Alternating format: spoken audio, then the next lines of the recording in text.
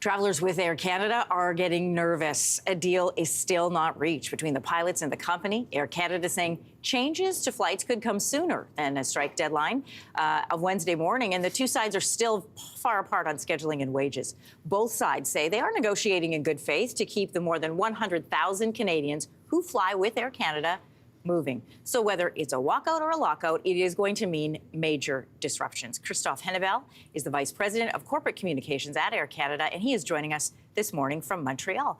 Thanks for being here. Something I want to clear up that I'm hearing this morning, will Air Canada start cancelling flights today in anticipation of work stoppage? The actual plan, and good morning, thanks for having me. The actual plan of winding down the operations will start on Sunday. There might be a few inconveniences today, but they are going to be fairly limited. The real plan would start on Sunday, but we still hope that it's not going to happen. When you we are very committed to the table. When you say inconveniences, is that flight cancellations?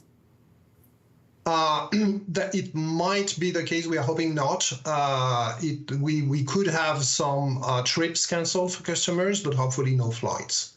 The union says improved wages and scheduling are the key demands that the two sides just can't seem to come together on. I saw you make a face when I said that you were far apart on wages and scheduling.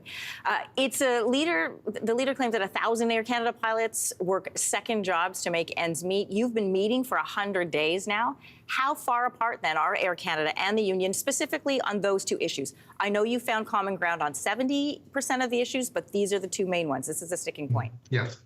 Yes, a lot of it has been done on work-life balance as well, and on increases as well. We've offered over 30% increases on wages that can go up to 350,000 per year and more.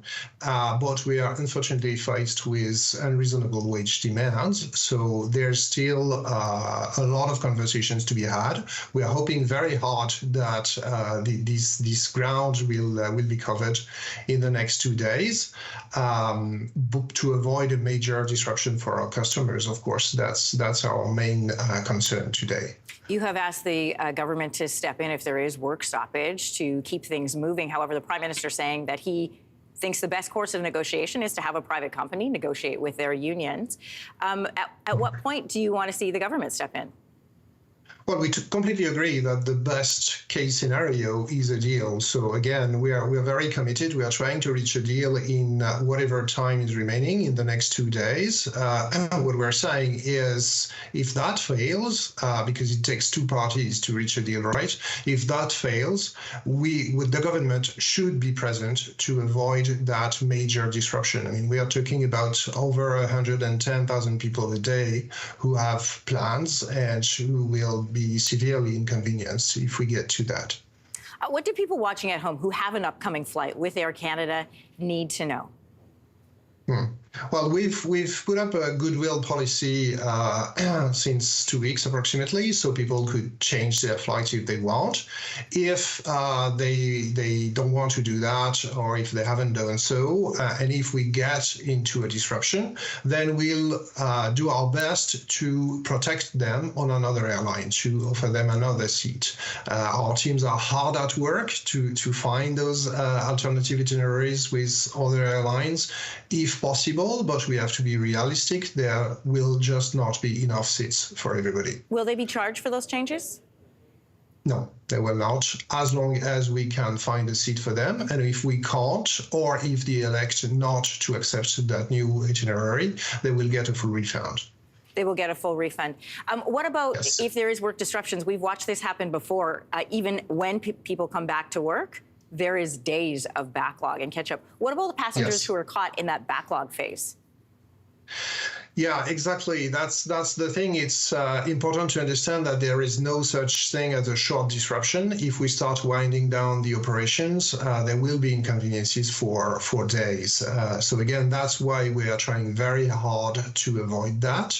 That's why we are negotiating as hard as we can, and that's why we are thinking the government should help if it comes to that. But again, for these days, days, we'll continue working very hard to find solutions for our customers. But it's going to be a major disruption. Just while I have you, and I want to ask for passengers' sake, if the work goes back, if the stoppage happens, work goes back, passengers are caught in that backlog phase while you guys get everybody rebooked on flights, will they be charged or compensated for any changes that come to those travel plans? Or if there's a disruption after the work stoppage, the rules are going to be the same. Meaning, if we can't honor the flights that people have booked, we will either find a solution for them or refund them. All right, Christophe Hennebel, thank you so much for coming on this morning. We appreciate it. My pleasure. Thanks for having me. Hey, thanks for watching. If you liked this, be sure to subscribe here, or you can check out more Your Morning videos right here.